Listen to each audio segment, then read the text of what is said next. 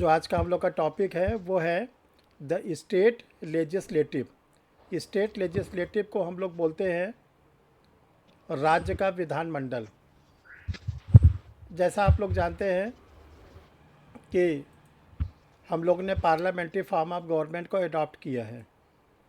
तो जो parliamentary form of government होता है, उसका मतलब ये होता है कि हम लोगों ने जो ब्रिटेन के कॉन्स्टिट्यूशन से ये प्रोविज़न लिया है कि जो हमारा पार्लियामेंट होगा वो ब्रिटेन के जैसे 3 ऑर्गन्स 2 हाउसेस है, उसी तरह हमारा भी रहेगा। तो 3 ऑर्गन्स 2 हाउसेस के कॉन्सेप्ट को हम लोगों ने जो अडॉप्ट किया, उसको हम लोग ने सेंट्रल जो हम लोग का कॉन्स्टिट्यूशन है उस पे हम लोगों ने यूनियन के फॉर्म में उसको दिया स्थान। यूनियन के बाद नंबर आता है स्टेट का, स्टेट पे भी हम लोगों ने दिया। और देखिए हम लोग का जो कॉन्स्टिट्यूशन है वो सेंट्रल गवर्नमेंट के लिए भी है, स्टेट गवर्नमेंट के लिए भी है, लोकल गवर्नमेंट के लिए भी है, अदर अथॉरिटीज़ के लिए भी है। और यही रीज़न है कि हमारा कॉन्स्टिट्यूशन वर्ल्ड का लार्जेस्ट एंड रिटन कॉन्स्टिट्यूशन है। क्योंकि और देशों का जो कॉन्स्टिट्यूशन है उसमें क्या है कि सेंट्रल गवर्नमेंट का अपना कॉन्स्टिट्यूशन होता है, स्टेट गवर्नमेंट का अपना कॉन्स्टिट्यूशन है।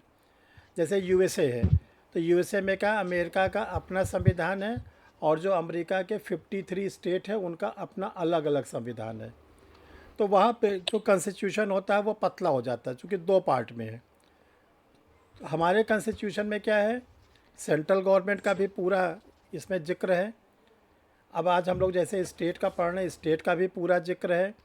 और 73rd 74th कॉन्स्टिट्यूशनल अमेंडमेंट के द्वारा जो लोकल गवर्नमेंट है उसका भी पूरा इसमें जिक्र है। तो हम लोगों ने जो पार्लियामेंट्री फॉर्म ऑफ गवर्नमेंट को अडॉप्ट किया है, जैसा आपको बताया गया था कि जो ब्रिटेन की क्राउन होता है, क्राउन का मतलब राजा या रानी, उसके इक्विवेलेंट उसके बराबर हम लोगों ने जो पोस्ट लिया वो कौन सा लिया है, प्रेसिडेंट की।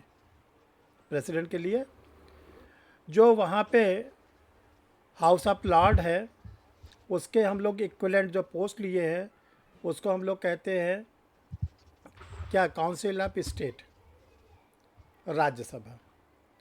जो वहाँ पे हाउस ऑफ कॉमन है उसके अकॉर्डिंग हम लोगों ने हाउस ऑफ पीपल लिया, जिसको हम लोग लोकसभा कहते हैं। अब आता है कि जो राज्यों का मैटर है वहाँ पर भी ये सिस्टम अडॉप्ट किया गया, तो आपका आंसर होगा यस। जो सेंट्रल गवर्नमेंट में यानी यूनियन के मैटर पे जिसको हम लोग पार्लियामेंट कहते हैं, स्टेट के मैटर पे इसको हम लोग बोलते हैं स्टेट लेजिस्लेटिव, राज्य विधानमंडल। तो देखो जो स्टेट लेजिस्लेटिव होता है इसके भी 3 ऑर्गन्स 2 हाउसेस, 3 ऑर्गन्स 2 हाउसेस, 3 अंग 2 सदन। जो पहला इसका ऑर्गन्स होता है उसको हम लोग बोलते हैं गवर्नर, राज्यपाल। सभी स्टेट के अपने अपने जो है वो गवर्नर हैं। वो कोई ऐसा स्टेट नहीं है जो बिना गवर्नर का हो, ठीक है, ये ध्यान रखिएगा। दूसरे नंबर पर आता है, जैसे वहाँ पे राज्यसभा थी दूसरे नंबर पर, तो यहाँ पे ध्यान रखिएगा दूसरे नंबर पर हम लोग विधान परिषद को लेंगे, विधान परिषद, ठीक है। और तीसरे नंबर पे जो रखेंगे उसको हम लोग बोलेंगे विधानसभा। तो देखो इसको अब ध्यान से समझो आप लोग। पहले पे तो गवर्नर सभी स्टेट के लिए है, सभी स्टेट के लिए, तो ये नंबर 1 पे आ जाएंगे। जो विधान परिषद है, जैसे वहाँ पे राज्यसभा थी सेंट्रल गवर्नमेंट में, तो यहाँ पे विधान परिषद जो सेकंड नंबर पर है उसको सेकंड पे काउंट नहीं करते, बल्कि सेकंड पे हम लोग विधानसभा रखते हैं, विधानसभा। और तीसरे पे हम लोग रखते हैं विधान परिषद। इसका देखो रीज़न क्या है। पहले पे राज्यपाल गवर्नर, नंबर 2 पे जो हम लोग रखेंगे उसको हम लोग बोलते हैं विधानसभा, नंबर 3 पे जो हम लोग रखते हैं उसको बोलते हैं विधान परिषद। इसका रीज़न क्या है कि विधानसभा तो सभी स्टेट में है, कोई ऐसा स्टेट नहीं जिसकी अपनी विधानसभा ना हो।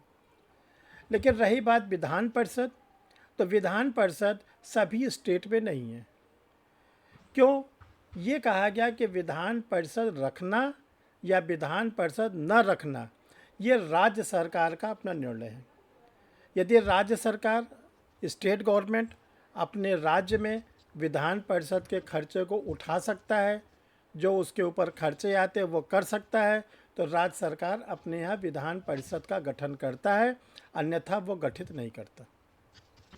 जैसे वर्ष 2000 में 2000 में 3 बड़े बड़े स्टेट से टूटकर 3 स्टेट और बने। मध्य प्रदेश से टूटकर छत्तीसगढ़ बना, उत्तर प्रदेश से टूटकर उत्तराखंड बना, बिहार से टूटकर झारखंड बना। तो मध्य प्रदेश उस समय भी एक सदनी था, यानी विधानसभा ही थी, विधान परिषद मध्य प्रदेश में नहीं थी। तो छत्तीसगढ़ ने भी अपने यहाँ विधान सभा ही रखी है, विधान परिषद नहीं रखी। रही बात यूपी और बिहार की, यूपी में उस समय विधानसभा विधान परिषद दोनों थी, आज भी है विधानसभा विधान परिषद, लेकिन उत्तराखंड स्टेट ने केवल अपने यहाँ विधानसभा ही रखी है, विधान परिषद नहीं रखी। उनका कहना है कि हमारे पास इतने रिसोर्सेज नहीं है कि हम विधान परिषद को गठित कर सके और उसके खर्चे को उठा सके। बिहार का नंबर आइए देखिए, बिहार में शुरू से वहाँ पर विधान सभा विधान परिषद दोनों रही, लेकिन जब झारखंड स्टेट बना तो झारखंड ने निर्णय लिया कि हम अपने यहाँ केवल और केवल रखेंगे विधानसभा, विधान परिषद नहीं रखेंगे। तो जब पीटी का एग्ज़ाम होता है तो आपसे पूछा जाता है कि जो विधान परिषद होती है इसका सृजन करना, क्रिएशन करना, गठन करना या इसे टर्मिनेट करना, ख़त्म करना किसके ऊपर होता है? तो आप इसका केवल आंसर लगाइए स्टेट गवर्नमेंट। स्टेट गवर्नमेंट ही चाहे तो अपने यहाँ विधान परिषद का गठन कर सकता है और चाहे तो विधान परिषद को हटा भी सकता है। ये पूरा स्टेट गवर्नमेंट के ऊपर निर्भर करता है। तो देखिए जो विधानसभा है, इस समय हम लोग क्या 28 स्टेट है, इंडिया जो है 28 स्टेट है और 8 यूटी है, यूनियन टेरिटरीज, जिसको हम लोग कहते हैं केंद्र शासित प्रदेश। तो 28 स्टेट की तो अपनी अलग अलग विधानसभा है, यानी 28 स्टेट 28 विधानसभा। 2 ऐसे यूटी है जिनका कि अपना अलग से विधानसभा है, पहला दिल्ली है और दूसरा है पौंडीचेरी। तो अगर आपसे पूछा जाता है, प्रीलिम्स एग्ज़ाम में आता है कि भारत में वर्तमान समय में कितने विधानसभा हैं, तो आप लिखेंगे 28 + 2, 30 पे टिक लगेगा और इसको याद करने का तरीका बता दे रहे हैं 28 + 2, 30 को ही याद करो 28 + 2। तो जब आपको ये हो कि 28 + 2 क्यों है, तो आपका आंसर होगा कि 28 दिए गए हैं किसमें, स्टेट में, और 2 यूनियन टेरिटरीज। अभी देखिएगा यूपी का जो हायर जुडिशियल हुआ था इसके पहले वाला, इसमें आया था कि कितने विधान परिषद इंडिया में हैं, उसमें लिखा था 28 राज्यों में तथा दिल्ली और पांडिचेरी में। तो ये आपका सही आंसर है, ये आपका सही आंसर है, ठीक है। अब विधान जो परिषद है वो कितने स्टेट में है प्रेजेंट टाइम में? 6 स्टेट। 6 में। चारवी बताइए कितने स्टेट में है? सर 6। कौन कौन से? सर बिहार, झारखंड। अरे अरे झारखंड कहाँ? अभी झारखंड तुमने मना किया है ना, अभी तो जस्ट पढ़ाया है ना। मध्य प्रदेश। फिर मध्य प्रदेश में कभी नहीं था। अंजलि आप बताओ जल्दी से। सर बिहार, महाराष्ट्र, यूपी, आंध्र प्रदेश, कर्नाटक और सर एक और तेलंगाना। तेलंगाना। यस। तो बिहार को पहले क्यों बोले? सर मेरा है ना। अच्छा तेरा है, तो हम कैसे चले गए थे? हमको नहीं जाना चाहिए था फिर जब आपका है तो। सर मैं मतलब देखो याद करो ऐसे, ठीक है ना, चाहे बिहार को पहले याद करो, चाहे यूपी को पहले याद करो, चाहे महाराष्ट्र, किसी को याद करो। जैसे यूपी बिहार 2 स्टेट इधर के हो गए, ठीक है ना। अब आइए साउथ की ओर।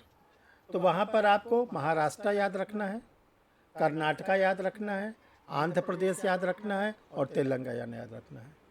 ये 6 याद कर लो, गलती नहीं होनी चाहिए। यूपी, बिहार, महाराष्ट्र, कर्नाटका, आंध्र प्रदेश, तेलंगाना, ये 6 स्टेट में विधान परिषद रन कर रही है।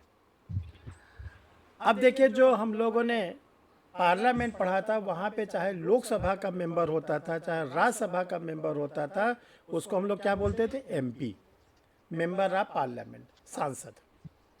यहाँ पे अलग स्थिति। जो विधानसभा के मेंबर होंगे, विधानसभा के, उनको हम लोग बोलते हैं MLA, MLA, member of legislative assembly. बोलचाल में हम लोग कहते हैं विधायक जी। ठीक। जो विधान परिषद के मेंबर होते हैं 6 स्टेट में, उनको हम लोग बोलते हैं MLC, member of legislative council, member of legislative council. ठीक। तो इस तरह आप लोग इसको याद करिएगा। एमएलए होते हैं विधानसभा के मेंबर और एमएलसी होते हैं विधान परिषद के मेंबर। अब आइए देखें, जैसे आपको बोला गया था, चीफ ऑफ द नेशन कौन है? चीफ ऑफ द नेशन कौन है? राष्ट्रपति, president of India. Chief of the state? राज्यपाल। राज्यपाल। यानी राज्य का जो संवैधानिक प्रमुख होता है वो होता है राज्यपाल, गवर्नर।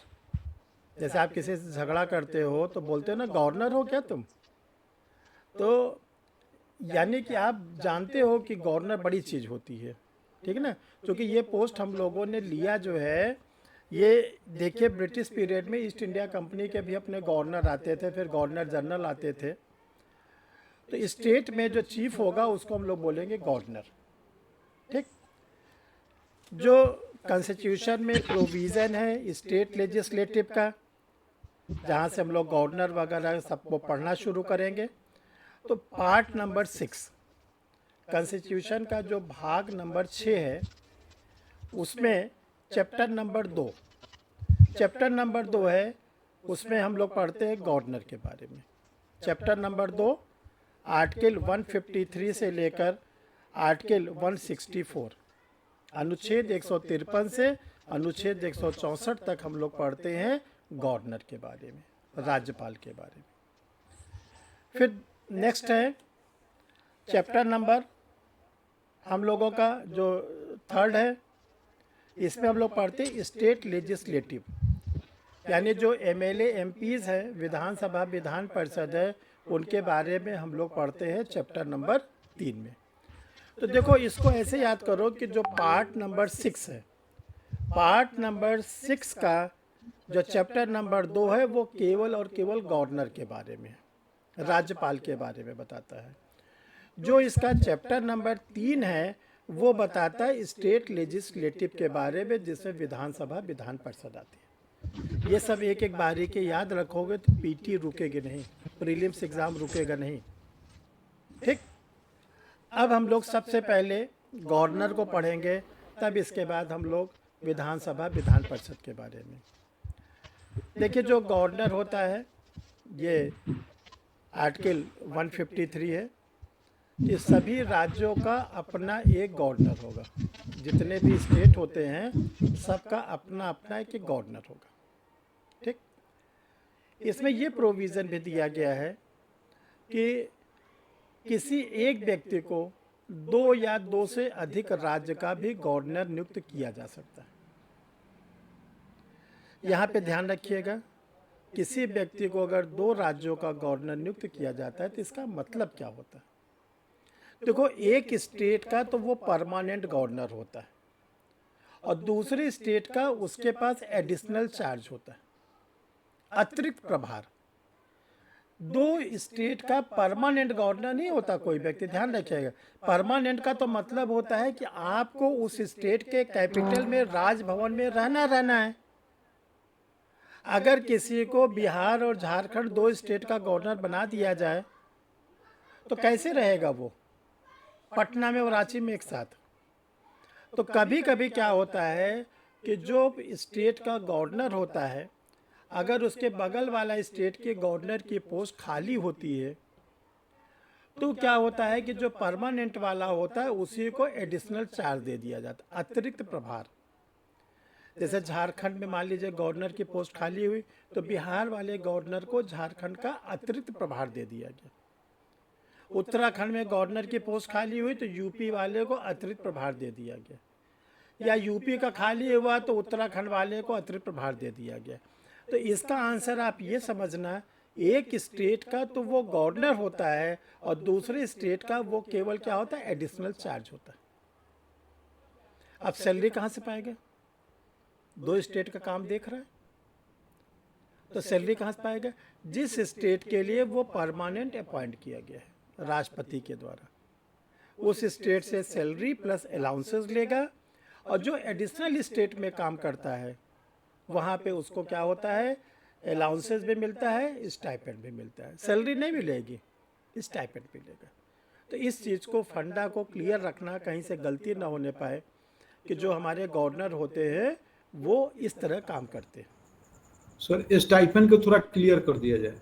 मतलब उनको भत्ता के साथ एक फिक्स अमाउंट दे दिया जाता है उनके एडिशनल चार्ज में, कि जो आप अतिरिक्त काम करेंगे इसके लिए आपको इतने पैसे और मिलेंगे गवर्नर साहब को। अब बाकी जिस स्टेट के वो हैं उस स्टेट की पूरी सैलरी, पूरी फैसिलिटी तो उनको मिलेगी। देखिए जो गवर्नर का पोस्ट है ये बहुत ही विवादित है, डिस्प्यूटेड है, और मेंस में तो इसमें क्वेश्चंस आते ही आते रहते हैं, मुख्य परीक्षा में आते रहते हैं कि write down the critical notes on the position of governor of the state. राज्यों के राज्यपाल पर आलोचनात्मक टिप्पणी लिखे। आप उठा के देखेंगे प्रीवियस ईयर के पेपर भरा रहता है, इंटरव्यू में पूछा जाता है। तो देखिए गवर्नर का पोस्ट विवादित क्यों है?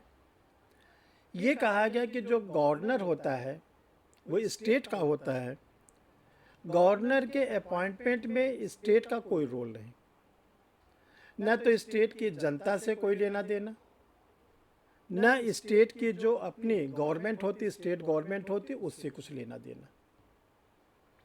सेंट्रल गवर्नमेंट ने प्रेसिडेंट के ऑर्डर से जिसको भी बनाया गया वो आ जाता है स्टेट का गवर्नर बन के। क्या स्टेट गवर्नमेंट गवर्नर को हटा भी सकता है? इम्पीचमेंट टाइप का कोई प्रोविजन है? स्टेट गवर्नमेंट, राज्य सरकार राज्यपाल को पद के दौरान क्या हटा सकता है? विधानसभा में कोई बिल वगैरह ला सकता है? नहीं सर। जी जी हाँ, क्या लाएगा पाठक जी? सर, उसके प्रसाद पर्यंत वो पद पर बने रहते हैं मंत्रिमंडल। हाँ, तो वही तो आपसे पूछ रहे हैं ना कि जो गवर्नर होते हैं मंत्री प्रसाद पर्यंत होते हैं कि गवर्नर प्रसाद पर्यंत होते हैं मंत्री के? मंत्री गवर्नर प्रसाद पर्यंत होते हैं मंत्रिमंडल। अच्छा, मतलब अगर मंत्री चाहेंगे तो गवर्नर हट हाँ, जाएंगे? क्या लिया आज? गन्ने का रस पी लिया क्या आज? नहीं सर, सेंट्रल में कहीं नहीं, प्रधानमंत्री नहीं नहीं, राष्ट्रपति के प्रसाद पर्यंत। देखो जो गवर्नर होते हैं उनको हटाने का अधिकार केवल और केवल किसको है? राष्ट्रपति को। तो राष्ट्रपति के प्रसाद पर्यंत होते हैं, इच्छा अनुसार होते हैं, प्लीजेंट होते हैं। जब तक वो राष्ट्रपति को प्लीज करेंगे तब तक राष्ट्रपति उनको रखेगा। यानी स्टेट गवर्नमेंट हटा सकती है? नहीं। तो देखो ये, इसको आप लोग ध्यान रखना, स्टेट गवर्नमेंट या स्टेट के जो जनता होती है, न तो गवर्नमेंट को अपॉइंट करने में उनका कोई रोल, न गवर्नर को हटाने में उनका कोई रोल। क्या पार्लियामेंट प्रेसिडेंट को हटा सकती है? संसद राष्ट्रपति को हटा सकती है? यस नहीं। Yes sir. ये सर हटा सकती है। आर्टिकल 61 इम्पीचमेंट लगाकर। तो क्या स्टेट गवर्नमेंट को भी इम्पीचमेंट की कोई पावर है? No, no, no. कभी भी दिक्कत, मतलब घबराना नहीं, आप सही सही आंसर बोलना। तो गवर्नर के पोस्ट को इसलिए कहा जाता है कि जो भी पॉलिटिकल पार्टीज होती है, जो रूलिंग पार्टी होती है, यानी कि जो उसके मुखिया होते हैं, प्राइम मिनिस्टर होते हैं, काउंसिल ऑफ मिनिस्टर के चीफ होते हैं, वो जिसको जिसको चाहते हैं वो बन जाता है गवर्नर। और जो गवर्नर होता है, कहीं ऐसा तो नहीं होता सेंट्रल गवर्नमेंट का एजेंट के रूप में काम करता है? क्या गवर्नर जी सेंट्रल एजेंट गवर्नमेंट में का काम एजेंट के रूप में काम करता है? नहीं सर। जी यही Yes. झगड़ा तो एलजी का और केजरीवाल जी का है। एलजी आते हैं सेंट्रल गवर्नमेंट से और केजरीवाल जो है चीफ मिनिस्टर हैं। तो कभी भी केजरीवाल की एलजी से पटी? हर समय सुप्रीम कोर्ट तक मैटर गया है दोनों के बीच में। तो ये कहा जाता है कि जो गवर्नर का पोस्ट होता है इसमें स्टेट से तो कुछ लेना देना नहीं, और ये कहा जाता है स्टेट का ये चीफ होगा। आपके घर में किसी को ला के बैठा दिया जाए, बोला आज से घर के मुखिया ये, तो कैसा लगेगा? न तो आपके फैमिली मेम्बर है वो, न तो आपने उनको एक्सेप्ट किया है, थोप दिया गया आपके ऊपर लाके। तो कितने दिन तक आप उनको अपना गार्जियन मानोगे? 10 दिन। 24 साल कितने दिन? 10 दिन सर। 1 घंटे नहीं 10 दिन कह रहे हो। नाकाबिले बर्दाश्त होगा सर। हाँ, घूसम लत्तम जुत्तम सब शुरू हो जाएगा, तू बड़ा कि मैं बड़ा। ठीक, 1 घंटे आप बर्दाश्त नहीं करोगे, 10 दिन तो बहुत है, 10 दिन में तो कई रामायण हो जाएगी पूरी। तो गवर्नर के बारे में कहा गया कि ये पोस्ट जो होती है ये सेंट्रल गवर्नमेंट के एजेंट की तरह काम करते हैं, क्योंकि इनको स्टेट गवर्नमेंट न तो अपॉइंटमेंट में कोई रोल है, प्रेसिडेंट के अपॉइंटमेंट में पार्लियामेंट का रोल है। Yes, Yes, sir. Yes sir. Electoral college क्या है प्रेसिडेंट का? निर्वाचक मंडल, लोकसभा के सभी मेंबर, राज्यसभा के इलेक्टेड मेंबर और प्लस राज्यों के विधानसभा के मेंबर, वो वोट कास्ट करते हैं। और प्रेसिडेंट के लिए कैंडिडेट बनाए जाते हैं। गवर्नर के लिए कोई कैंडिडेट बनता है? No sir. कोई इलेक्शन होता नहीं है? सर। नहीं होता है। नहीं। No sir. गवर्नर क्या होता है? नॉमिनेट होता है, नो इलेक्टेड, नॉमिनेट। और नॉमिनेट कौन करता है? प्रेसिडेंट। प्रेसिडेंट कैसे राष्ट्रपति। नॉमिनेट करते हैं? सेंट्रल काउंसिल ऑफ मिनिस्टर के रिकमेंडेशन पर। सेंट्रल के काउंसिल ऑफ मिनिस्टर का मुखिया कौन है? Prime minister. इतना चीज़ याद रखना, तभी इंटरव्यू का सामना कर पाओगे आप। ठीक, और मेंस में जो क्रिटिकल नोट्स लिखने को आता है तभी आप लिख पाएंगे। कॉन्स्टिट्यूशनल आंसर आपको देना है। आपको क्या करना है? कंपैरेटिव स्टडी करना है कि चीफ ऑफ द नेशन जो होता है उसका इलेक्शन होता है, उसमें पार्लियामेंट के जो मेंबर्स होते हैं उसके इलेक्टोरल कॉलेज में आते हैं। उसको पार्लियामेंट के मेंबर्स पद के दौरान आर्टिकल 61 में इम्पीचमेंट लगाकर हटा भी सकते हैं। लेकिन जो गवर्नर है उसका अपॉइंटमेंट नहीं होता बल्कि नॉमिनेशन होता है, और गवर्नर को अपॉइंटमेंट में स्टेट असेंबली का कोई भी रोल नहीं होता, कोई रोल नहीं होता, और न स्टेट गवर्नमेंट का कोई रोल होता है। ठीक, इसलिए जो गवर्नर का पोस्ट है वो माना जाता है क्या कि ये पोस्ट जो होता है सेंट्रल गवर्नमेंट का एजेंट होता है। फिर आपसे पूछा जाए ऐसा कॉन्स्टिट्यूशन में क्यों कहा गया, क्यों डॉक्टर अंबेडकर ने ऐसा प्रोविज़न बनाया?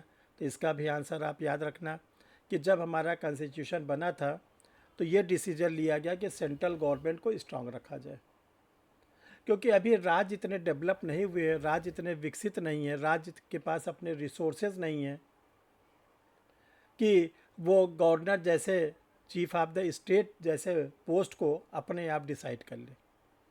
सेंट्रल गवर्नमेंट को पहले स्ट्रांग करो, सेंट्रल गवर्नमेंट ही इसको पहले डिसाइड करेगी किस स्टेट में कौन से गवर्नर बनाया जाए। और स्टेट के डेवलपमेंट के लिए अगर कोई लोन वगैरह लेना होगा, राज्य को कोई कर्जा वगैरह देना होगा, तो सेंट्रल गवर्नमेंट फॉरेन से करेंसी लाएगा, वर्ल्ड बैंक से,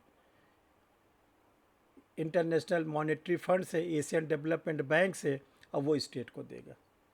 तो सेंट्रल गवर्नमेंट को स्ट्रांग बनाने के लिए कॉन्स्टिट्यूशन में ये प्रोविज़न रखा गया था कि गवर्नर में स्टेट को अभी मत इन्वॉल्व करिए, क्योंकि स्टेट इतना डेवलप नहीं है, इसलिए दिया गया था ये प्रोविज़न। तो ये आपको डिफेंस करेगा, बचाव लाया जाएगा। आपसे पूछा जाएगा कि क्या ये पोस्ट ऐसा क्यों रखा गया, तो आपका आंसर ये होगा। ठीक है, अब देखिए जो गवर्नर होते हैं ये जब स्टेट में आ जाते हैं, जब तक स्टेट में नहीं है तब तक सेंट्रल गवर्नमेंट के पास पूरी ताकत है, जिसको चाहे उसको प्रेसिडेंट ऑफ इंडिया बना दे। जब ये स्टेट में आ जाएंगे, यूपी वाले गवर्नर यूपी में आ गए, मध्य प्रदेश वाले मध्य प्रदेश में आ गए, अब ये किसकी रिकमेंडेशन पर अपना काम करेंगे एग्जीक्यूटिव वर्क? अपने जो कार्यपालिका शक्ति है वो किसके सिफारिश पर करेंगे? राज्य की मंत्रिपरिषद, राज्य की मंत्रिपरिषद। अब आ गए ना कस्टडी में, अब स्टेट गवर्नमेंट कहती है आप आ गए अब मेरे स्टेट में, अब आ गए आप मेरे पास, तो आप जो काम करेंगे वो काम करेंगे किसके? स्टेट के काउंसिल्स ऑफ मिनिस्टर के रिकमेंडेशन, राज्य की मंत्रिपरिषद की सिफारिश पर, आर्टिकल 163, 164। अब जो गवर्नर होते हैं, जितने भी एग्जीक्यूटिव वर्क करते हैं, जितने भी अपॉइंटमेंट करते हैं, जैसे पब्लिक सर्विस कमीशन के chairman, members, state human rights commission के चेयरमैन, मेंबर्स, वुमेंस कमीशन के चेयरमैन, मेंबर्स, SC/ST कमीशन के चेयरमैन, मेंबर, ठीक है। इसके साथ advocate general, councils of minister, ये जब जितने भी गवर्नर के अपॉइंटमेंट है, इसके लिए सलाह कौन देता है उनको? मंत्रिपरिषद। मंत्रिपरिषद। स्टेट किसको होम मिनिस्टर स्टेट का बनाना है, किसको होम का एजुकेशन मिनिस्टर बनाना है, ये प्राइम मिनिस्टर उनको बताते हैं। प्राइम मिनिस्टर कहते हैं इतने लोगों को आप मंत्री पद की शपथ दिला दीजिए, बस। अब इनको कौन सा मंत्री बनाया जाएगा ये कौन तय करेगा? गवर्नर के chief prime minister, minister, chief minister. Chief minister, के चीफ मिनिस्टर। तो ये ध्यान रखिएगा, गवर्नर आ तो जाते हैं सेंट्रल गवर्नमेंट से, यानी प्रेसिडेंट के प्रसाद पर्यंत के रूप में, लेकिन यहाँ पर जो भी काम करते हैं, खासकर एग्जीक्यूटिव वर्क जो करते हैं, कार्यपालिकी काम करते हैं, वो आर्टिकल 163, 164 कहता है राज्य की मंत्रिपरिषद की सिफारिश पर जितने भी अपॉइंटमेंट करते हैं, ठीक। अब देखिए जो स्टेट का लेजिस्लेटिव है, हमने आपको बताया कि 2 है। विधानसभा को आप दूसरे नंबर पर रखिएगा और विधान परिषद को तीसरे नंबर पर रखिएगा, क्योंकि विधान परिषद कुछ ही स्टेट में, 6 स्टेट में है। अब आता है विधानसभा। देखो जो विधानसभा होती है, इसको हम लोग कहते हैं लोअर हाउस, इसको हम लोग कहते हैं टेम्परेरी हाउस, इसको हम लोग कहते हैं लोअर हाउस निम्न सदन, इसको हम लोग कहते हैं टेम्परेरी हाउस अस्थायी सदन, और इसको हम लोग कहते हैं फर्स्ट हाउस प्रथम सदन। इतने नामों से इसको हम लोग जानते हैं, जैसे कि आप लोग लोकसभा के बारे में पढ़ते थे। देखो जो विधानसभा होती है, ये कहा गया कि इसमें मैक्सिमम मेंबर होंगे, अधिकतम सदस्य होंगे 500। किसी भी राज्य के विधानसभा में 500 से ज़्यादा MLA नहीं होंगे, 500 से ज़्यादा MLA नहीं होंगे, और मिनिमम 60। 60 ये रेंज बताया गया है कि 60 से कम नहीं होंगे और 500 से ज़्यादा नहीं होंगे। तो सबसे बड़ा राज्य कौन सा है जहाँ पर MLA सबसे ज़्यादा है? यूपी में सर। उत्तर प्रदेश। उत्तर प्रदेश में कितने? 403। कितने? विशाल अब बोलिएगा 400। विशाल अब बोलिएगा 402। देखो 403 कब तक थे? जब तक एक MLA को गवर्नर नॉमिनेट करते थे विधानसभा में, जो एंग्लो इंडियन कम्युनिटी का होता था।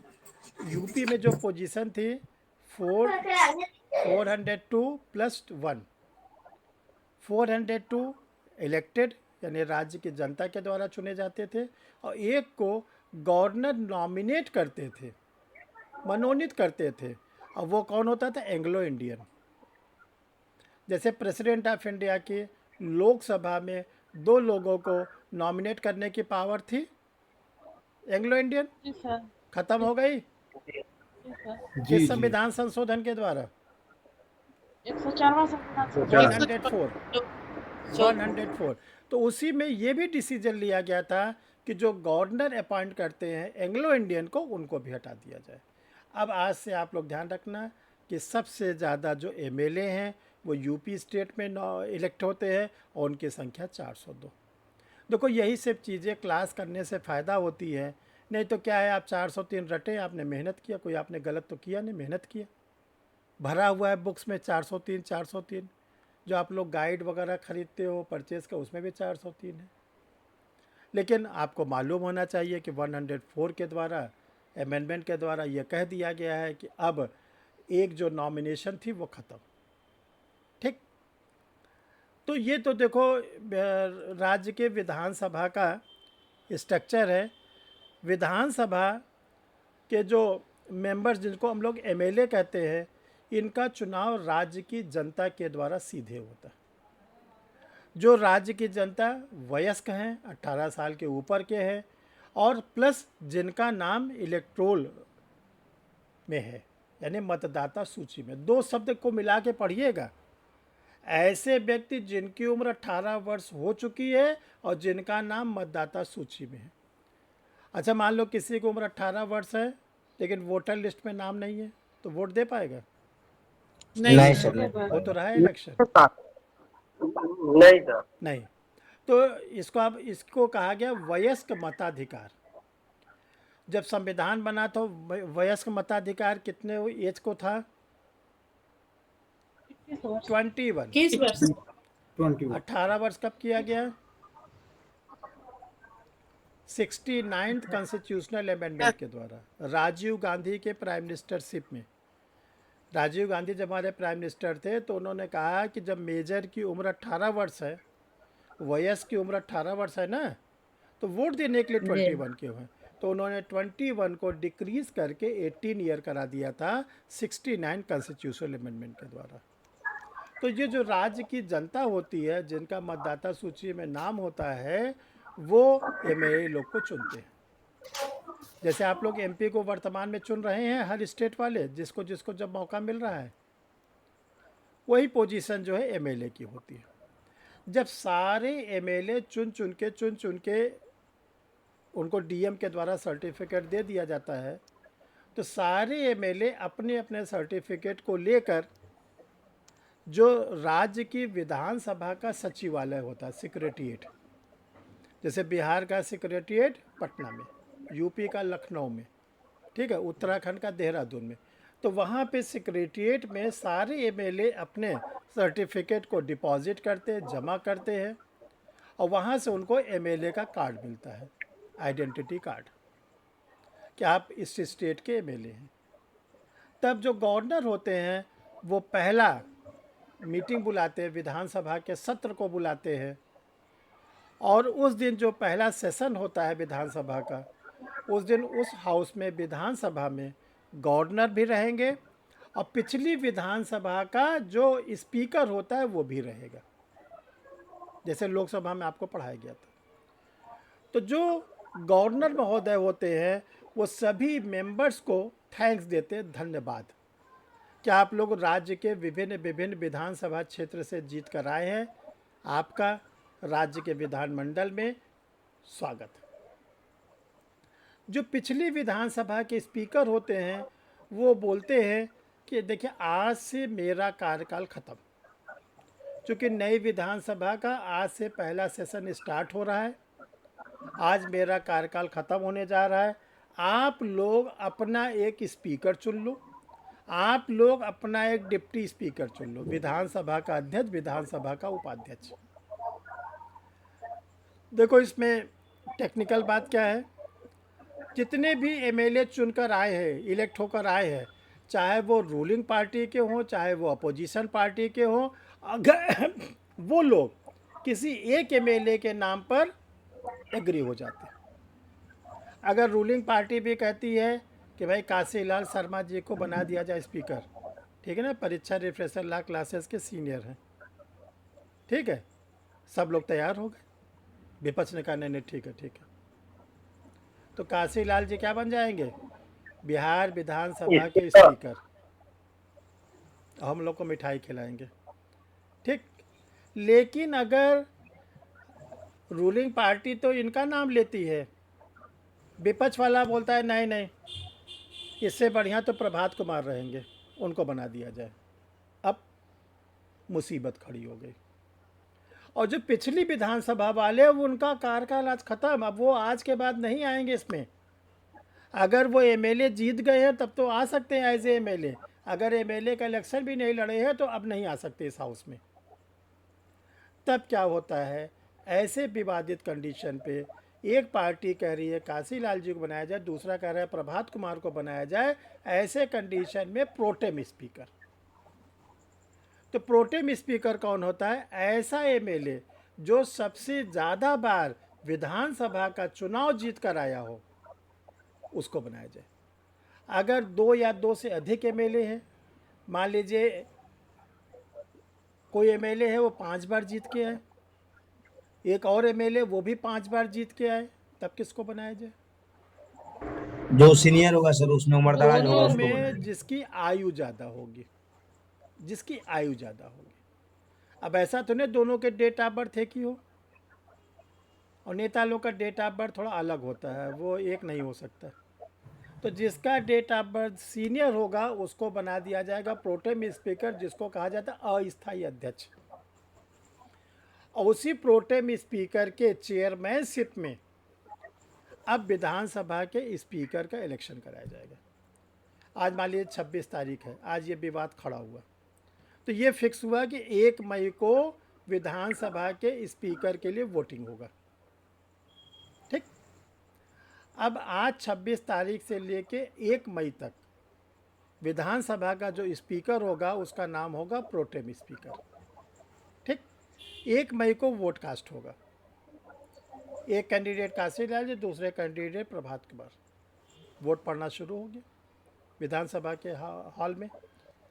अगर दोनों लोग में से कोई भी 50% से ज़्यादा पा गया तो वो बन जाएगा स्पीकर ऑफ द विधानसभा। लेकिन अगर ऐसी कंडीशन आए कि दोनों के, हाँ देखो, जब अगर 50% मिल गया तो नॉर्मल कंडीशन में, मोस्ट इम्पॉर्टेंट, नॉर्मल कंडीशन में जो डिप्टी स्पीकर होता है वोट कास्ट नहीं करता। सामान्य परिस्थिति में प्रोटेम स्पीकर वोट कास्ट नहीं करेगा 1 मई को। लेकिन अगर दोनों के दोनों कैंडिडेट 50-50 बराबर बराबर वोट पा गए, निर्णायक मत देंगे। फिर मुसीबत खड़ी, अब किसको बनाया जाए? तब कॉन्स्टिट्यूशनल प्रोविज़न है कि प्रोटेम स्पीकर अपने चेयर से उठेंगे और वोट कास्ट करेंगे, जिसके भी फेवर में देंगे वो जीत जाएगा। जब 2 लोग 50-50% पाए हैं तो जिसके भी फेवर में दे देगा वो जीत जाएगा। ठीक सर। यस सर, यस तो सर। प्रोटेम स्पीकर के वोट का जो नाम होता है उसको हम लोग बोलते हैं डिसाइडिंग वोट, निर्णायक मत, यानी उनके द्वारा मत देने से निर्णय हो गया। अब जब डिसाइडिंग वोट उन्होंने दे दिया, जो क्या नाम है 50+ हो गया, उसको बना दिया जाएगा स्पीकर ऑफ द विधानसभा। यही प्रोसेस होता है किसका? डिप्टी स्पीकर का।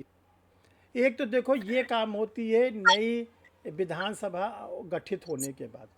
दूसरा काम क्या होता है, जो पॉलिटिकल पार्टी जीत जीत के आती है सबके अपने अपने एमएलए होते हैं, ठीक है। अगर कोई पॉलिटिकल पार्टीज विधानसभा की टोटल सीट के 50% से ज़्यादा सीट जीत गई, जैसे मान लीजिए यूपी का विधानसभा का इलेक्शन है, 402 सीट है, तो 402 का आधे से अधिक करिए 201 से ज़्यादा। जो पॉलिटिकल पार्टी 201 से ज़्यादा सीट जीत गई, एमएलए जीत गए, उसको क्या बोला जाता है? सत्तारूढ़ दल, रूलिंग पार्टी। यानी अब ये रूल करेगी ना ये हम लोग के ऊपर, जनता के द्वारा, जनता के लिए, जनता की सरकार। हम लोगों ने अपने के लिए रूल करने के लिए हमने गवर्नमेंट को फॉर्म किया, तो उस पॉलिटिकल पार्टीज़ का नाम अब हो जाएगा रूलिंग पार्टी। जो एमएलए जीते पॉलिटिकल पार्टीज़ के, लेकिन वो 50% के नीचे, उनको बोला जाता है विपक्षी दल। तो जो रूलिंग पार्टी होती है वो अपना एक लीडर चुनती है। रूलिंग पार्टी जिसको भी नेता चुनेगी, लीडर चुनेगी, उसको कहा जाता है चीफ मिनिस्टर। जिसको भी नेता चुनेगी उसको गवर्नर की जिम्मेदारी होती है कि गवर्नर उस नेता को, रूलिंग पार्टी के लीडर को, स्टेट का चीफ मिनिस्टर की ओथ दिलाए। अब वो बन गए स्टेट के चीफ मिनिस्टर। तब लोग कहते हैं योगी की सरकार, कोई कहता है नीतीश की सरकार। ये जो बोलते हैं वो रूलिंग पार्टी के नेता हैं। और जो अपोजिशन के हैं, जो जीते तो हैं लेकिन 50% नहीं है, उनसे भी कहा जाता है सिंबॉलिक फॉर्म में कि आप लोग भी अपना एक लीडर चुन लो, आप लोग भी अपना एक लीडर चुन लो। तो उस लीडर को क्या बोला जाता है? Leader of the opposition in Vidhan Sabha. Vidhan Sabha में विपक्ष का नेता। अब जो चीफ मिनिस्टर ने ओथ लिया, तो चीफ मिनिस्टर जब ओथ लेते हैं तो गवर्नर को एक सिफारिश करते हैं कि मेरे साथ इतने मंत्री भी शपथ लेंगे, 5 कैबिनेट लेंगे, 10 स्टेट के लेंगे, बस जो भी उन्होंने बता दिया। उन्होंने कह दिया 10 कैबिनेट लेंगे, गवर्नर कहेंगे 10 कैबिनेट लेंगे। गवर्नर ये नहीं कहेंगे कि आप 15 कैबिनेट को, 15 लोगों को कैबिनेट में रखिए, नहीं। ये चीफ मिनिस्टर की अपनी डिस्क्रिशनरी पावर है कि किस एमएलए को वो कैबिनेट मंत्री का दर्जा देते हैं, किस एमएलए को वो स्टेट मिनिस्टर का दर्जा देते हैं, और किस एमएलए को वो मिनिस्टर नहीं बनाते। ये उनका अपना पूरा डिस्क्रिशनरी पावर है। तो चीफ मिनिस्टर के साथ जो उनके एमएलएज ओथ लेते हैं मंत्री पद की, मिनिस्टर की, गवर्नर केवल ये कहते हैं कि ये कैबिनेट मंत्री के शपथ ले लें। अब उनको डिपार्टमेंट कौन कौन से उनको मिनिस्ट्री दिया जाए, ये कौन तय करेगा? Chief minister. चीफ मिनिस्टर तय करते हैं हमारे कैबिनेट में कौन कौन रहेगा, हमारे कैबिनेट के स्टेट मिनिस्टर में कौन कौन रहेगा। ये चीफ मिनिस्टर की अपनी केवल डिस्क्रिशनरी पावर है, अपनी डिस्क्रिशनरी पावर। और ये काउंसिल ऑफ मिनिस्टर कब तक रहेंगे? ये जो मंत्री परिषद या chief minister including council of minister state, राज्य की मंत्री परिषद मुख्यमंत्री के साथ कब तक रहेंगे?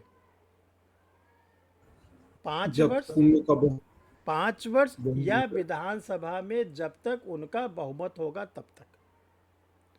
तो एग्जाम में आप लोग क्या आता है, आप लोग के एग्जाम में पूछा जाता है कि मंत्री परिषद किसके प्रति उत्तरदायी है? जो काउंसिल ऑफ मिनिस्टर होते किसके प्रति लायबिल है? विधानसभा। और यूनियन के जो काउंसिल ऑफ मिनिस्टर है लोकसभा के प्रति। यानी जब तक इसमें हमारी मेजॉरिटी रहेगी, जब तक विधानसभा में हमारा बहुमत रहेगा, तभी तक हमारा एग्जिस्टेंस है। विधानसभा में हम बहुमत खो गए, हमारा मंत्री पद खत्म, हमारा मंत्री पद खत्म। ये मोस्ट इम्पॉर्टेंट है, प्रीलिम्स एग्ज़ाम में आएगा। देखो क्या क्या आप लोग को फंसाता है एग्ज़ाम में, अभी होने भी जा रहा है आप लोग का। लिखा रहेगा कि मंत्री परिषद किसके प्रति उत्तरदायी होता है? ए, विधानमंडल, बी, राज्यपाल, सी, विधान परिषद, डी, विधानसभा। तो किस पे टिक? विधानसभा। विधानमंडल नहीं लगेगा, न राज्यपाल लगेगा, न विधान परिषद लगेगी, केवल और केवल लगेगा तो विधानसभा लगेगी। अगर आ जाता है संघ की मंत्री परिषद, यानी जो काउंसिल ऑफ मिनिस्टर किसकी है? यूनियन की है। वो किसके प्रति उत्तरदायी होती है? ए, राष्ट्रपति, ए, राष्ट्रपति, बी, संसद, पार्लियामेंट, सी, राज्यसभा, डी, लोकसभा।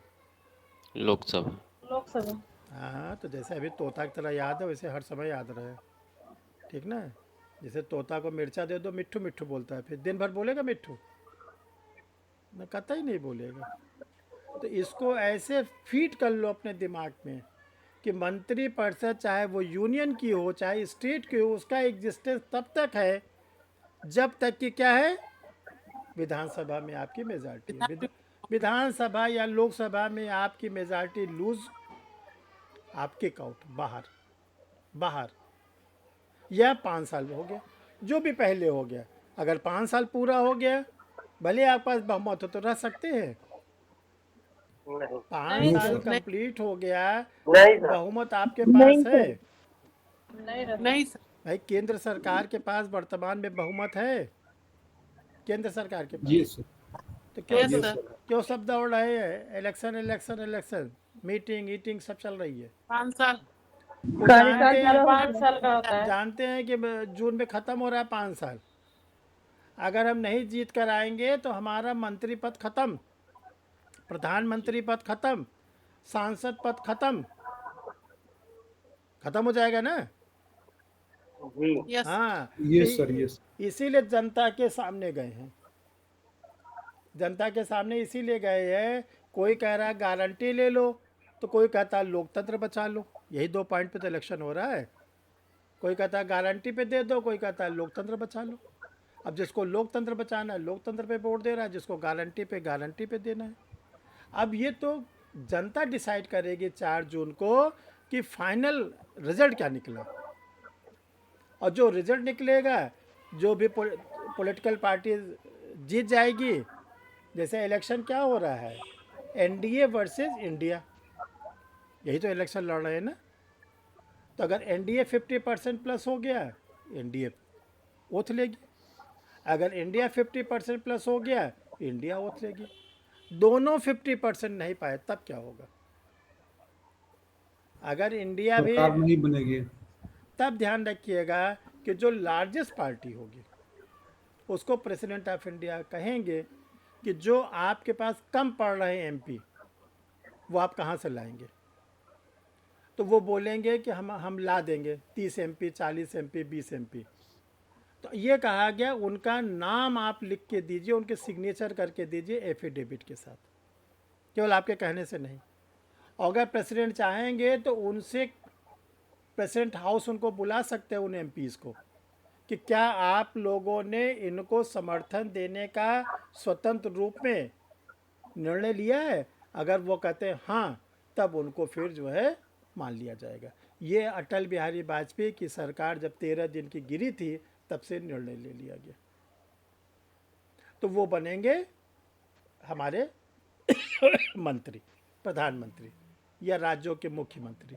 ठीक है, तो ये ध्यान रखिएगा कि जो विधानसभा होती है उसका जो टेन्योर होता है 5 वर्ष, या जब तक रूलिंग पार्टी की क्या रहती है, मेजॉरिटी रहती है।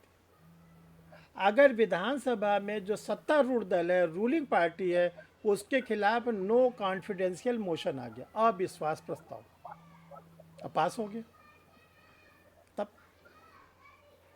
अब मंत्री पद बचा, चीफ मिनिस्टर का पद बचा, सब खत्म, सब खत्म, सब खत्म। तो जब कभी आपसे प्रीलिम्स एग्जामिनेशंस में या इंटरव्यू में पूछा जाए विधानसभा का कार्यकाल, ए लिखा हुआ 5 वर्ष, बी लिखा है 6 वर्ष, सी लिखा है निश्चित नहीं है, डी लिखा हुआ है 5 वर्ष या सत्तारूढ़ दल जब तक समर्थन रहे, तो ए ज़्यादा अच्छा आंसर है कि डी। डी ज्यादा। अभी हमने आप लोग को एक वीडियो दिया है कि मेरी प्री नहीं निकलती, जो स्टूडेंट बराबर कहता है, तो हमने आप लोग को समझाया है उस वीडियो में।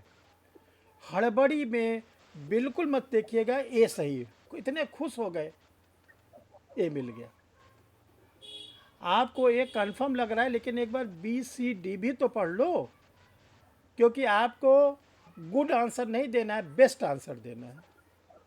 आपको अच्छा आंसर नहीं देना है, सर्वोत्तम आंसर देना है। विधानसभा का कार्यकाल 5 वर्ष होता है तो सही है, गलत थोड़ी नहीं है, लेकिन सर्वोत्तम क्या है, बेस्ट क्या दे रहा है, 5 वर्ष या सत्तारूढ़ दल जब तक बहुमत में रहे। ये ज़्यादा सही है कि नहीं है। जी और एग्जामिनर का आंसर जो है वो डी वाला बना हुआ है, यानी जब आपकी आंसर शीट चेक की जाएगी तो उसमें आंसर डी भरा हुआ है। अब आपने ए पे लगा के और अपने, अच्छा आप लोग अपने आप ही नंबर जोड़ लेते हो, अब आ जाएगा 100 के ऊपर तो आ ही जाएगा, प्री निकल जाएगी। और जब प्री नहीं निकली तो परेशान कि वो एग्जामिनर ने पता नहीं कैसे जांचा, क्या किया था, फिर नहीं होगा, सर ने नहीं बताया ठीक से लगता है। और ये नहीं देखोगे कि हमने कितनी बड़ी गलती की है। हम बराबर आप लोग को समझाते हैं एमसीक्यू प्रीलिम से कला है ऐसा एग्ज़ाम जिसमें आंसर दिया हो। और कला क्या है, आपको गुड आंसर नहीं देना है, अच्छा आंसर नहीं देना है, आपको बेस्ट आंसर देना है, सर्वोत्तम। और सर्वोत्तम कैसे होगा, चारों ऑप्शन पढ़ने के बाद, तब आपको टिक लगाना है। ये आप लोग का जो परसों एग्ज़ाम होने जा रहा है बिहार वाला, इसमें भी विशेष ध्यान रखिएगा, या कोई भी एग्ज़ाम हो रहा है, हायर जुडिशियल का हो चाहे जो हो, चारों अल्टरनेटिव पढ़िएगा, आप देखिएगा फटाफट फटाफट आपका बेस्ट आंसर निकलता जाता है, उस पर टिक लगा दीजिएगा, तब आपकी क्या होगी, प्रीलिम्स निकल जाएगी। ठीक है, और किसी कोई प्रॉब्लम कुछ पूछना पूछ लो, फिर आगे बता देंगे। जो अभी हमने आप लोग को बताया, किसी को कोई दिक्कत है, कुछ पूछना है, ये क्लियर है सबको? क्लियर है सर। क्लियर है। चलो, और देखो आप लोग जिसका एग्ज़ाम है, पटना में सब लोग का एग्ज़ाम है क्या, और कहीं से? जी सर। जी जी जी। हाँ, तो आप लोग अपना कल निकल जाइएगा, सैटरडे है। और एग्ज़ाम कितने बजे से है? 11 बजे से। 11 से 1, 2 घंटे का है ना? जी जी। हाँ हाँ, तो आप लोग अपने सेंटर पे 10 बजे ज़रूर पहुंच जाइएगा। 9 बजे तक पहुंच जाना है। रिपोर्टिंग देना। अरे 9 साढ़े 9 तक पहुंच जाइएगा। और देखो 3-4 काम आप लोग ज़रूर करिएगा, सावधानी। हमने वीडियो में भी बताया है कि सेंटर पर आप अपना बिफोर पहुंच जाइएगा, और बिफोर पहुंचने के बाद जब आपको रूम खुल जाए, सीट मिल जाए, तो जितने उस बीच में आप किसी से बकबक मत करिएगा। कोई बोले कह रहे यूपी में डाल दिया 30 केस डाल दिया, अब जज बनना तो बड़ा मुश्किल हो गया है, एमपी में कह रहा है 70%, क्योंकि कुछ लोग जो है अपनी वकालत वहाँ पर भी करते हैं, सेंटर पर भी। तो आप वहाँ पर कम से कम बोलिएगा, क्योंकि अभी 2 घंटा आपको बहुत बड़ा एक टारगेट को पूरा करना है। और एग्ज़ाम हॉल में जब सीट पर बैठ जाइए, तब भी किसी से बात मत करिएगा, किसी भी यूपी स्टेट के जुडिशरी, एमपी के जुडिशरी, कहीं के भी बारे में बात मत करिएगा। कोई बोल रहा है ऑल इंडिया जुडिशल होने जा रहा है, सब इग्नोर करते जाइए। और जब आपको बुकलेट मिल जाए, तो बुकलेट पहले मिलती है 5 मिनट 10 मिनट पहले, बुकलेट को एक राउंड पढ़ लीजिएगा, क्योंकि ऑनरेबल हाई कोर्ट के जज साहब के द्वारा ये सब प्रिपेयर किया जाता है, पेपर से लेके वैल्यूएशन सब उन्हीं की निगरानी में। जो बुकलेट में लिखा है वही फाइनल है, जो बुकलेट में लिखा है, नेगेटिव मार्किंग बुकलेट में, सब कुछ उसी में पढ़ लीजिएगा। और जब पेपर स्टार्ट हो, यानी कि जब आपका पेपर स्टार्ट हो, तो आपको क्या करना है कि 3 राउंड में पेपर को सॉल्व करिएगा, 3 राउंड। 2 घंटे के एग्ज़ाम है आप लोग का। जी सर। और 100 क्वेश्चन आएंगे। जी। Yes sir. तो 12, मतलब आप अगर देखो तो 1.2 मिनट 72 सेकंड आपको मिलेंगे। आप क्या करिएगा, फर्स्ट राउंड जो है वो 30 से 35 सेकंड में खेलिएगा। 30 सेकंड से ज़्यादा किसी क्वेश्चन मत दीजिए, नहीं आ रहा छोड़ते जाइए। जो आपका 100% सही होता जाए उसको आंसर शीट में भरते जाइए। अगर आपका पहला सही, फट से आंसर शीट भरिए, दूसरा सही, आंसर शीट भरिए। जो आप नहीं कर पा रहे बुकलेट में सर्किल करते जाइए। और आप 50 सेकंड 35 सेकंड 40 सेकंड में फर्स्ट राउंड को खेल जाइए। तो जो आपका 120 मिनट का पेपर है वो बहुत होगा, फर्स्ट राउंड आपका 1 घंटे में कंप्लीट हो जाएगा। 1 घंटे में आपने फर्स्ट राउंड में 100 क्वेश्चन में 30 क्वेश्चन सही किए, 35 क्वेश्चन सही किए, 40 क्वेश्चन सही किए। घबराने की कोई ज़रूरत नहीं। अब तुरंत सेकंड राउंड पे आ जाइए। 1 घंटा आपने दे दिया सेकंड राउंड। सेकंड राउंड में बंद करिए भाई। सेकेंड राउंड में आप उन क्वेश्चन को टिक करिए जो आपने सर्किल किए थे, जो आपको नहीं निकल पाए थे। और उसमें भी ध्यान रखिएगा 50 सेकंड से ज़्यादा किल मत करिएगा। ये नहीं कि उसी में उलझे हुए हैं, आपने 1 मिनट 2 मिनट लगा दिया, कोई फ़ायदा नहीं। उसको क्या करिए 45 सेकंड 50 सेकंड के अंदर करते जाइए, जो जो होता जाए उसको आंसर शीट में भरते जाइए। अब आपका क्वेश्चन हो जाएगा 50 से 55। अब आपकी अपनी एसेट्स हो गई, संपत्ति हो गई, 60 क्वेश्चन आप सही कर गए। जो आपके पास 30 से 35 मिनट या 25 मिनट बचे हैं, अब जो जो बचे उस पर सॉल्व करिए। फिर आप देखेंगे, फिर आप खेलेंगे तो 10 से 12 क्वेश्चन और सही हो जाएंगे। तो आपका फाइनल वो जो है वो 75-80 के इर्द गिर्द पहुँच जाएगा। और गलती आप लोग क्या करते हो, या तो टिक लगाते जाते हो, बाद में भरने की कोशिश करते हो। दूसरा क्या, जो नहीं आ रहा उस पर इतना उलझे हो जिसकी कोई बात नहीं। उससे 2 घाटे होते हैं। एक तो अगर वो आंसर नहीं निकल पाया, और प्लस कहीं न कहीं से आपके अंदर फ्रस्ट्रेशन आ जाता है, घबराहट आ जाती है, डर आ जाता है। इस 3 राउंड के तहत अपने एग्ज़ाम को आप दीजिएगा तो देखिएगा एग्ज़ाम आपका बेस्ट आंसर निकलेगा। किसी से बात बड़ा बड़ा रहता है, क्या चाहिए रूबी जी? क्वेश्चन लंबा लंबा रहता है सर, पढ़ने में तो टाइम लगता है, एक बार 2 बार। हाँ, तो आपको 72 सेकंड दिया भी तो जा रहा है ना, 72 सेकंड दिया भी जा रहा है ना। देखो पूरा क्वेश्चन टच करने से फ़ायदा क्या मिलेगा, बीच में आपको कहीं न कहीं पे, चाहे वो 50 से 60 के रेंज में, चाहे 80 से 90 वाले रेंज में, कहीं न कहीं से आपको 2-2 लाइन के भी मिलेंगे, छोटे छोटे भी मिलेंगे। तो अगर आपने उसको कर लिया तो जल्दी आपके पास आंसर निकल आएंगे, कम समय में निकल आएंगे। ठीक है, पूरे 2 घंटे तक आप किसी से बातचीत नहीं करेंगे। जो पानी आनी पीना है वो पहले पी लीजिएगा, 11 बजे के पहले। 11 से 1 के बीच में मत पीजिएगा, ना बेहोश होंगे ना मरेंगे। ठीक है ना, 1 बजे के बाद खूब पानी पी लीजिएगा। और जब 1 बज जाए तो खूब डिस्कस करिए, उत्तराखंड बिहार जहाँ जहाँ का आपको वकालत करनी है।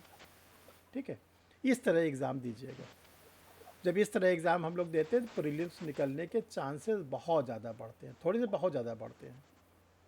क्योंकि देखो, अगर आपने क्वेश्चन को बेस्ट आंसर ढूंढोगे तो आपको सब मिल जाएगा, क्योंकि आपने पढ़ा है, देखा है, सब मिल जाएगा।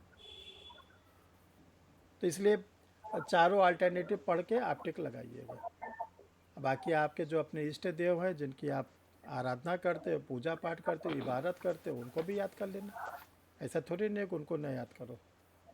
लेकिन अब नहीं, कोई क्वेश्चन है तो उनको याद करके टिक मत लगाना। हाँ, बचपन वाला काम मत करिएगा। अगर नेगेटिव मार्किंग है तुरंत छोड़ दीजिएगा। जैसे बहुत सुना बजरंग बली ऐसा लगाए डी, तो वो करोगे नेगेटिव मार्किंग में चले जाओगे, क्योंकि बजरंग बली नीचे तो है नहीं पृथ्वी पर। ठीक है, इष्ट देव तभी मदद करते हैं जो मेहनत करता है। तो इसलिए अगर नेगेटिव मार्किंग है तुक्का तो बिल्कुल मत लगाना आप लोग, अदरवाइज़ क्या होगा, आपका पॉजिटिव में से नंबर काट लिया जाएगा। और आप नेगेटिव है तो अपने को रोके रहिएगा, कंट्रोल किए रहिएगा, गलती ना होने पावे।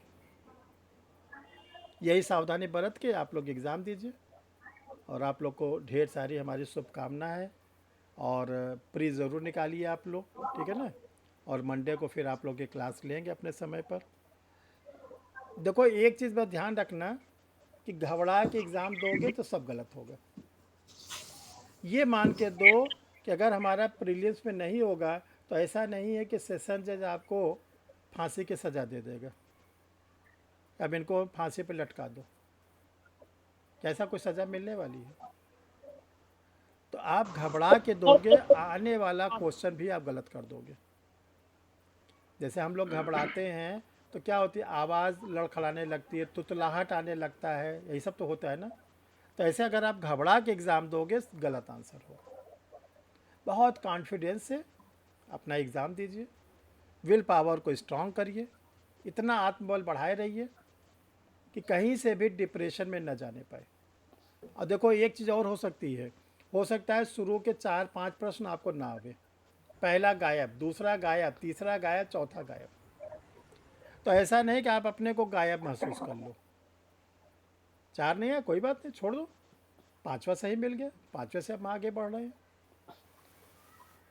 तो ये सब जो प्रॉब्लम्स आती है उसको आपको क्या करना, हर प्रॉब्लम को फेस करना है। नहीं आ रहा 4 क्वेश्चन छोड़ते जाइए, 5वें से बढ़िए, 8वें से बढ़िए, जहाँ से आपके पकड़ में आ रहा है वहाँ से पकड़ लीजिए और तब टिक लगाइए। ठीक है, और कोई प्रॉब्लम तो नहीं, दीजिए एग्ज़ाम, परीक्षा तो। और देखो आप ये चाहो कि जो आपने पढ़ा वही आए, ये पॉसिबल है? No sir. पर इच्छा, परीक्षा मतलब पर इच्छा, दूसरे की इच्छा, और दूसरे की इच्छा मतलब आपकी इच्छा नहीं चलेगी। आपकी इतनी इच्छा चलेगी, आप सिलेबस को कंप्लीट किए रहेंगे तो पर की इच्छा आपके पकड़ में आ जाएगी। बाकी ये सोचें कि हमने जो पढ़ा बस वही आवे, उससे आगे ना आवे, तो इम्पॉसिबल है। नया तो क्वेश्चन आएगा ही, 100 क्वेश्चन में 20-25 क्वेश्चन ऐसे रहेंगे जो आप बिल्कुल आश्चर्यचकित रहोगे, ये क्या आया। तो उसको निकाला जाता है प्रेजेंस ऑफ माइंड के अनुसार। जैसे आगे विधानसभा के स्पीकर का कार्यकाल, ए 5 वर्ष, दूसरा बी विधानसभा के अस्तित्व तक, सी विधानसभा के भंग होने तक, डी नई विधानसभा के गठन तक। डी। नई विधानसभा के गठन होने नई तक। विधानसभा के गठन तक। अभी हमने आपको पढ़ाया ना, पिछली विधानसभा के स्पीकर आएंगे और बोलेंगे। देखो हम पढ़ा सब देते हैं आप लोग को, अब आप कितना कैच कर पाते हो, कितना निकाल पाते हो, ये आपके ऊपर है। अभी हमने बताया कि पिछली विधानसभा के स्पीकर आएंगे और ये हाउस को बोलेंगे कि आज से मेरा कार्यकाल ख़त्म। तो आज तक तो उनका कार्यकाल था ना, नया विधानसभा गठन होते थे।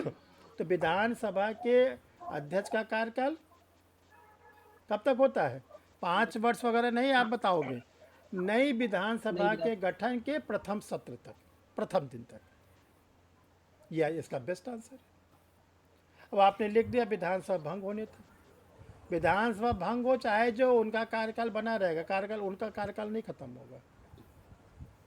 तो ये अगर इस तरह आप पढ़े रहोगे तो आंसर निकाल लोगे। चलो बाकी अपने आप लोग को शुभकामना ढेर सारी, और मैंने इस 2 दिन में खूब MCQ लगा डालिए जितना लगा सकिए, ठीक है। और बाकी एग्ज़ाम का पेपर भेजिएगा, अब देखेंगे आप लोग।